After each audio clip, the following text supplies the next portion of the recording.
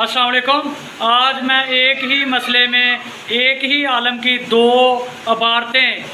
آپ سب بھائیوں کے سامنے رکھنے جا رہا ہوں، اور اپنا مقدمہ میں عام عوام الناس کی عدالت میں رکھنے جا رہا ہوں۔ فیصلہ آپ بھائیوں نے خود کرنا ہے۔ اشرف علی تھانوی صاحب نے علم الغیب کے مسئلے میں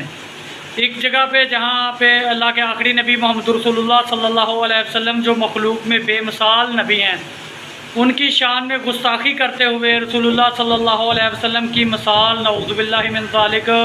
جانوروں اور پاگلوں کے ساتھ دے دی۔ اور اسی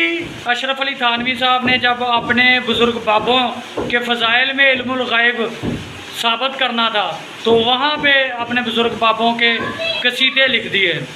اور وہاں پہ اپنے بزرگ بابوں کے علم الغیب کے اوپر مہر لگانے کے لیے پیچھے انبیاء کا بھی نام استعمال کر لیا کہ لوگ کہتے ہیں انبیاء اور اولیاء کو علم الغیب نہیں ہوتا، جبکہ میں کہتا ہوں کہ وہ جدھر دیکھیں ان کو ہر چیز کا علم ہو جاتا ہے۔ تو یہاں پہ جو انہوں نے اولیاء سے پہلے انبیاء کا نام لیا ہے، تو یہ صرف اور صرف انہوں نے اپنے اولیاء کو ڈیفینڈ کرنے کے لیے لیا ہے، وگرنہ اسی اشرف علی تھانوی نے جہاں پہ صرف اور صرف اللہ کے آخری نبی محمد رسول اللہ صلی اللہ علیہ وسلم کا ذکر کیا علم الغیب کا، تو وہاں پہ بالکل کلیئر طور پہ نفی کی، اور آپ صلی اللہ علیہ وسلم کی شان میں گستاخی کرتے ہوئے آپ کی مثال جانوروں کے ساتھ دی۔ اور اب عام عوام الناس نے فیصلہ کرنا ہے کہ ان بندوں کے ساتھ کیا سلوک ہونا چاہیے، اور قرآن اور حدیث کو چھوڑ کے ان بندوں کی کتابیں پڑھنی چاہیے یا قرآن اور حدیث کو ڈائریکٹ پڑھنا چاہیے۔